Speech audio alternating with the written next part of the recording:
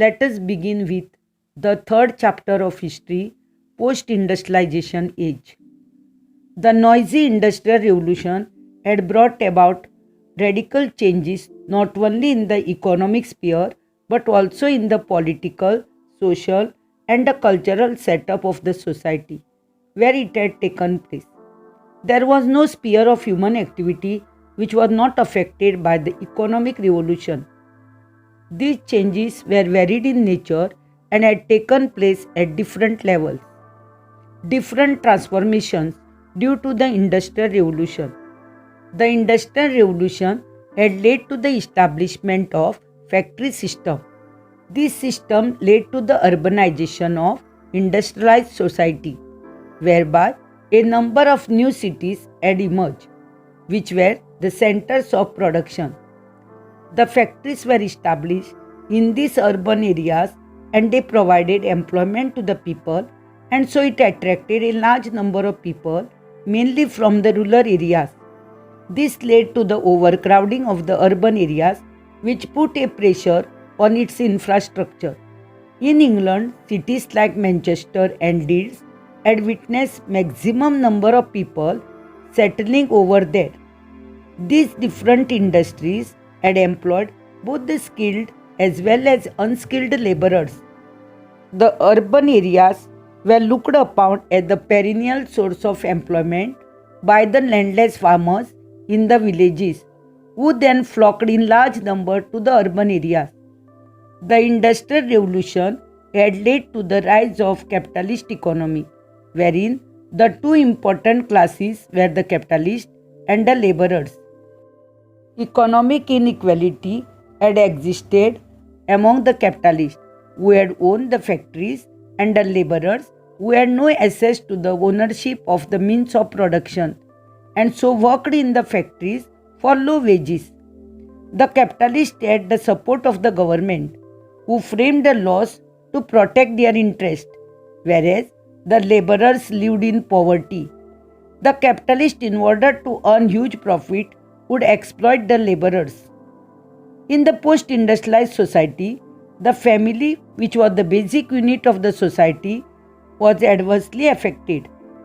Due to low wages earned by the head of the family, all the family members, including the women and the children, had to look out for some source of income. This left the family shattered as the members did not get time to spend with each other. The children were either sent to work or were kept alone at home by their parents. They were neglected, and this led to the rise of street children who were involved in a number of illegal activities. A number of novels written during this period had brought out this evil side of the Industrial Revolution, and one of them was the novel Oliver Twist, written by Charles Dickens. The poor laborers had lived in small and dingy houses, which did not have proper ventilation or sanitary facilities. Unhygienic sanitary and housing conditions affected their health. Most of the poor people died due to starvation and malnutrition. The hardships of the laborers never seemed to end. Unsafe working conditions and unhygienic living conditions was very common in this post-industrialized society. The Industrial Revolution had transformed the concept of leisure in the post-industrialized society. Earlier, it was only the rich people who had ample of time at their disposal, and they involved themselves in various activities during this free time. In the post-industrialized society, due to scientific and technological developments, there was a change in the concept of the leisure for the rich and the middle class people. It was the development in the printing technology which had revolutionized the reading habit of the people. Though the Chinese had invented the art of printing, it was the invention of the first printing press by John Gutenberg in Germany during the 15th century, which had transformed the concept of reading among the people. Earlier, reading was the privilege of rich and the elite class. since books were rare and expensive and only they had the required free time. In the post-industrialized society, books were easily available at cheap prices since they were printed in large numbers. Thus, even the average middle class people were found indulging in reading. The printing technology also promoted the circulation of the newspapers, which became a tool to spread and exchange ideas among the people as well as the nation. Even in the colonies, the newspapers which were published had carried out the task of spreading nationalistic ideas among the people and the leaders.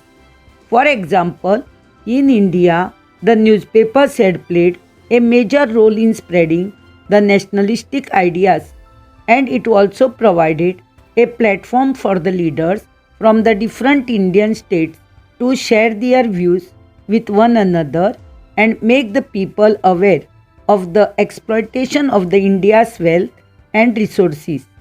Journalism in India began during the colonial rule, and a number of educated Indians contributed towards its development. The contribution of Rajaram Mohan Roy is noteworthy. He published three journals in the first half of the 19th century, and one of them, that is Samvad Kaumudi, remained in circulation for a long period of time.